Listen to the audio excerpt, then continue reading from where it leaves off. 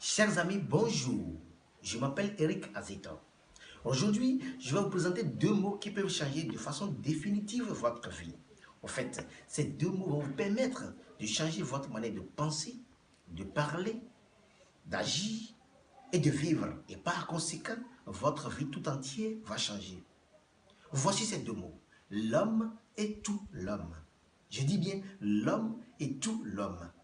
La première fois que j'ai lu ces deux mots sur le portail d'un établissement, je me suis posé la question de savoir ce que ça veut dire.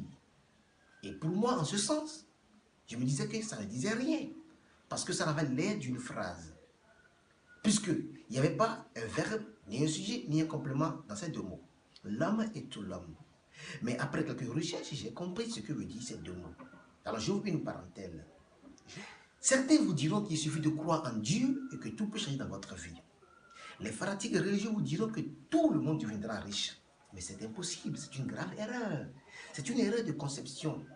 Parce que tant qu'il y aura toujours des gens qui vont toujours mal penser et des gens qui vont bien penser, il y aura toujours des pauvres et des riches. Pourquoi je dis ceci? Un pauvre, c'est quelqu'un qui pense mal. Par conséquent, sa manière de penser qui est erronée l'amène à être toujours pauvre. Et le riche, c'est quelqu'un qui pense bien. Et sa manière de penser riche l'amène à toujours s'enrichir. Je vous donne un exemple très simple. Quelqu'un qui gagne 100 000 francs par mois, il est un pauvre. Ou bien, il gagne toujours les 100 000 francs et il se marie.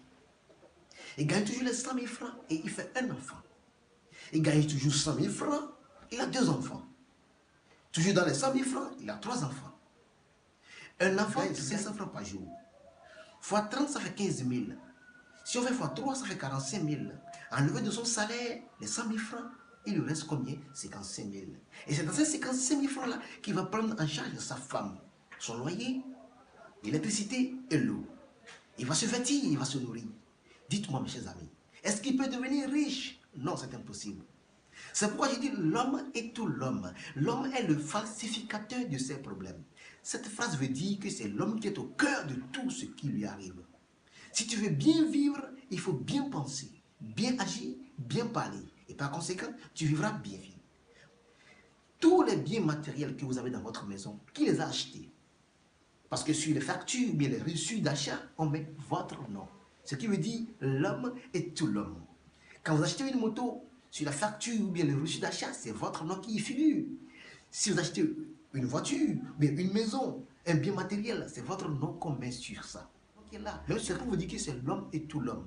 Alors, un pauvre qui veut devenir riche doit diminuer ses dépenses, doit diminuer ses charges. Mais qu'est-ce qu'on constate?